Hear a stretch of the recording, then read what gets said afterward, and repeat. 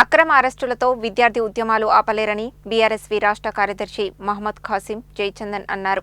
విద్యార్థులకు ఇచ్చిన హామీలను అమలు చేయడంతో పాటు జాబ్ క్యాలెండర్లను వెంటనే విడుదల చేయాలని డిమాండ్ చేశారు.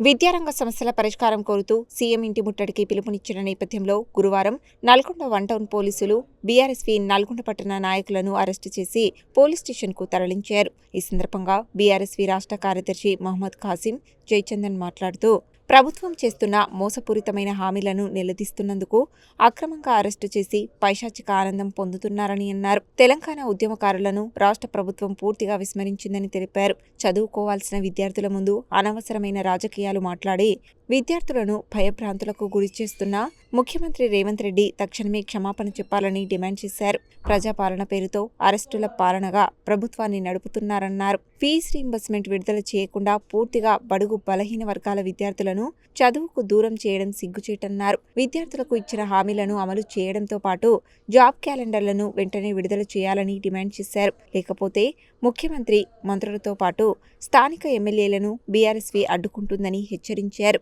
అరెస్టైన వారిలో 46వ division incharge Palreddy Narender Reddy, minority youth president ఓవైషా తదితరులు ఉన్నారు. ఈరోజు కాంగ్రెస్ ప్రభుత్వం తెలంగాణ ఉద్యమకారులను భయభ్రాంతులకు గురి చేస్తూ తెల్లారేసరికి అక్రమ అరెస్టులు చేసి ఉద్యమ నాయకులని చెరసాలలో బంధించడానికి ప్రయత్నం చేస్తుంది. దీనిపై తీవ్రంగా మేము ఖండిస్తున్నాం. ఈరోజు సీఎం గారి ఇల్లు ముట్టడి ఉంది కాబట్టి సంబంధం లేని దగ్గర ప్లేస్లో పోయి విద్యార్థి ఒక స్కూళ్ళకు పాఠశాలలకు పోయి సీఎం గారు అక్కడ పోయి సంబంధం లేని రాజకీయాలు మాట్లాడుతూ దాని గురించే ఈరోజు స్టేట్ కమిటీ బీఆర్ఎస్వి ఆధ్వర్యంలో సీఎం గారు ఇల్లు ముట్టడి కార్యక్రమం పెట్టారు.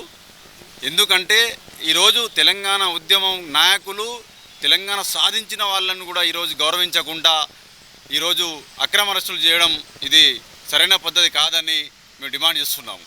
నేడు రాష్ట్రంలో ప్రజాపాలన పేరుతో విద్యార్థి ఉద్యమాలను అణచివేసే ప్రయత్నం ఈ రాష్ట్ర ప్రభుత్వం చేస్తుందని హెచ్చరిస్తున్నాము. ఏదైతే ముఖ్యమంత్రి గారు బయటికి వెళ్ళాలనుకుంటే విద్యార్థి నాయకులని అక్రమంగా అరెస్టులు చేసి బయటికి వెళ్ళే పరిస్థితి నేడు ఈ రాష్ట్ర ముఖ్యమంత్రిది. గత కేసీఆర్ గారి పరిపాలనలో గురుకులాలు విద్యా వ్యవస్థ ఎంత మెరుగుపడిందో నేడు రేవంత్ రెడ్డి గారి ప్రభుత్వంలో అంత దుర్వినియోగం చేస్తున్నారు ఈ విద్యా వ్యవస్థని. కేవలం వాళ్ళ స్వార్థం కోసం, వాళ్ళ అంగు ఆర్భాటాల కోసం ఒక్క స్కూల్ కట్టి ఇంత అంగు ఆర్భాటాలు చేస్తే రాష్ట్రంలో ఉన్న 25,000 స్కూళ్ళకి పరిస్థితి ఏంది? దీని మీద కూడా ముఖ్యమంత్రి గారు మాకు వివరణ ఇవ్వాలని చెప్పేసి కోరుకుంటూ నేడు ఫీజు రియంబర్స్మెంట్లు విడుదల చేయకుండా విద్యార్థుల భవిష్యత్తు తరగతి గదులలో ఉందంటూ పెద్ద పెద్ద మాటలు మాట్లాడుతున్న రేవంత్ రెడ్డి గారు కనీసం బడుగు బలహీన వర్గాల పిల్లలకి ఫీజు రియంబర్స్మెంట్ విడుదల చేయకుండా కాలం గడుపుతున్న రేవంత్ రెడ్డి గారు మిమ్మల్ని అనుక్షణం ఏ నియోజకవర్గంలో పర్యటించకుండా బీఆర్ఎస్వి నాయకులు అనుక్షణం అడ్డుకుంటారని హెచ్చరిస్తూ ఇదే విధంగా మీ పోకడ ఉంటే ముందుంది మా ఉద్యమం, అసలైన ఉద్యమం.